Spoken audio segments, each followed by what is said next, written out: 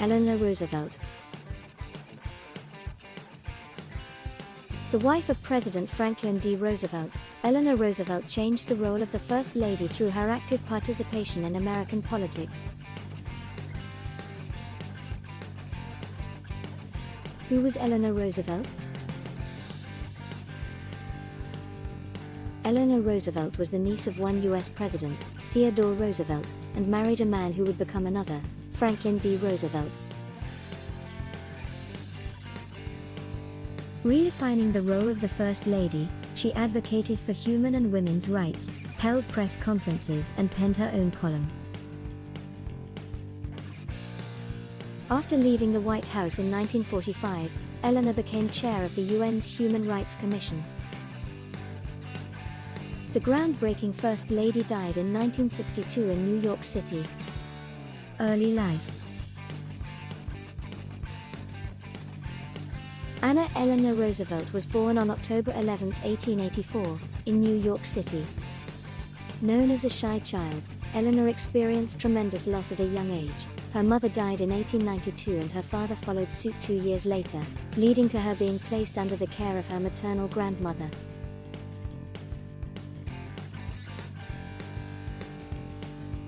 Eleanor was sent to Allenswood Academy in London when she was a teenager, an experience that helped draw her out of her shell. Marriage to Franklin D. Roosevelt. After Eleanor became reacquainted with her distant cousin Franklin in 1902, the two embarked on a clandestine relationship. They were engaged in 1903 and, over the objections of Franklin's mother, Sara, were married on March 17, 1905, a ceremony that featured Theodore walking his niece down the aisle. The couple went on to have 6 children: Anna, James, Franklin, who died as an infant, Elliott, Franklin Jr., and John. As her husband achieved success in politics, Eleanor found her own voice in public service, working for the American Red Cross during World War I. She also exerted herself more prominently after Franklin suffered a polio attack in 1921 that essentially left him in need of physical assistance for the rest of his life.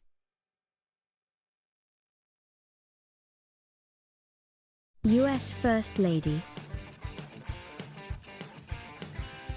When Franklin took office as president in 1933, Eleanor dramatically changed the role of the First Lady.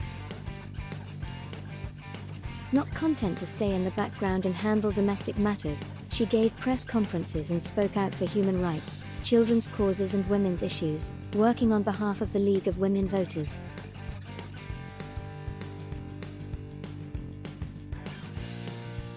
Along with penning her own newspaper column, My Day, Eleanor focused on helping the country's poor, stood against racial discrimination and, during World War II, traveled abroad to visit U.S. troops.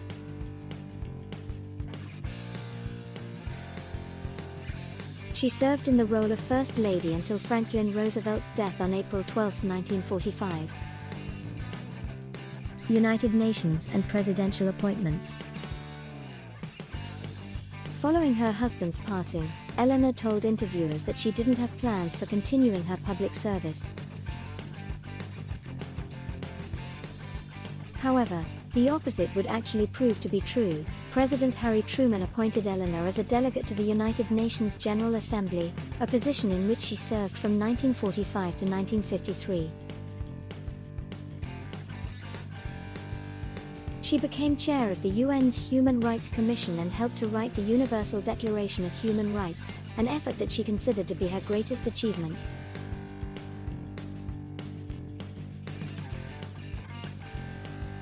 President John F. Kennedy reappointed her to the United States delegation to the UN in 1961, and later named her to the National Advisory Committee of the Peace Corps and as chair of the President's Commission on the Status of Women.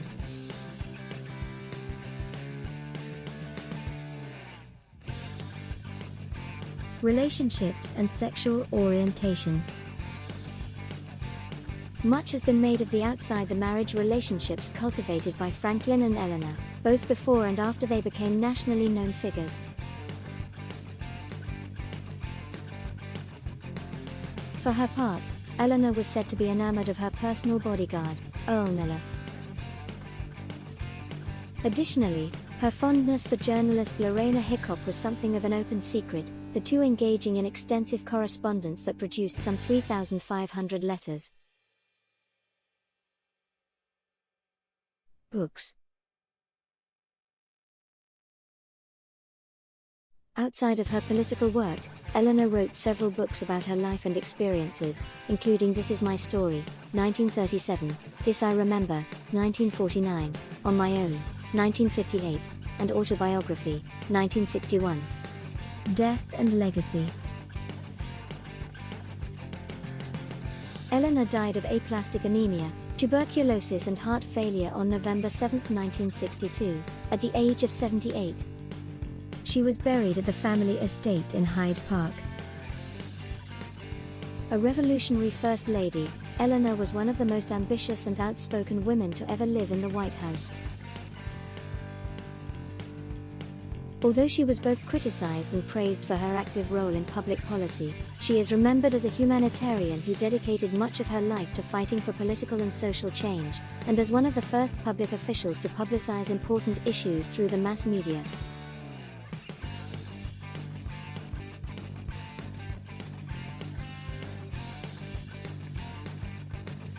You must do the thing you think you cannot do. Eleanor Roosevelt. No one can make you feel inferior without your consent. Do one thing every day that scares you. Do what you feel in your heart to be right, for you'll be criticized anyway. The future belongs to those who believe in the beauty of their dreams. Never allow a person to tell you no who doesn't have the power to say yes. It takes as much energy to wish as it does to plan. We do not have to become heroes overnight. Just a step at a time, meeting each thing that comes up, seeing it as not as dreadful as it appears, discovering that we have the strength to stare it down. I am who I am today because of the choices I made yesterday. Nothing has ever been achieved by the person who says, it can't be done. Be confident, not certain. You not only have a right to be an individual, you have a responsibility. With a new day comes new strength. It is better to light a candle than curse the darkness. The purpose of life is to live it, to taste experience to the utmost, to reach out eagerly and without fear for newer and richer experience. You can often change your circumstances by changing your attitude. You have to accept whatever comes, and the only important thing is that you meet it with the best you have to give. Life was meant to be lived, and curiosity must be kept alive. One must never, for whatever reason, turn his back on life. It is better to light a candle than curse the darkness.